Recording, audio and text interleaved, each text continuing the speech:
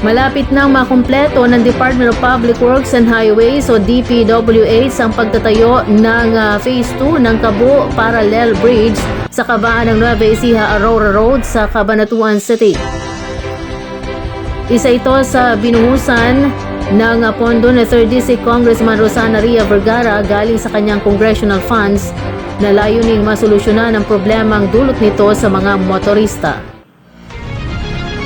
Ibinunyag ni DPWH Nueva Ecija 2nd District Engineer Elpidio Trinidad na ang Phase 1 na kinabibilangan ng konstruksyon ng 50.7 meter bridge, substructure at superstructure ay natapos na noong March 1, 2024 kung saan nasa 92.6 million pesos ang inilaan para sa Phase 1 sa ilalim ng 2022 pambansang budget.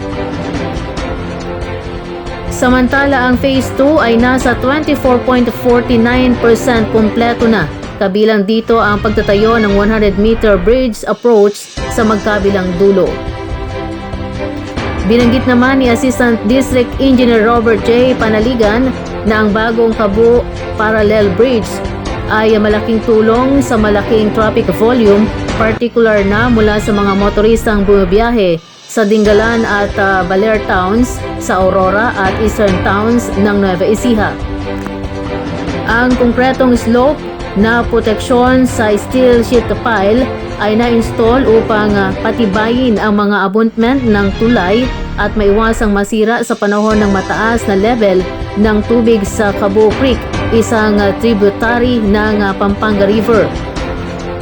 Ang mga lokal na magsasaka at mga ngalakal mula sa bayan ng Dingalan sa Aurora at mga lugar ng agrikultura sa Palayan at mga munisipalidad ng Bungabon, Laur at Gabaldon sa Nueva Ecija ay mabibigyan ng maayos na paglalakbay para sa kanilang mga mabibigat na truck kapag natapos na ang bagong tulay na ito sa katapusan ng quarter na ito.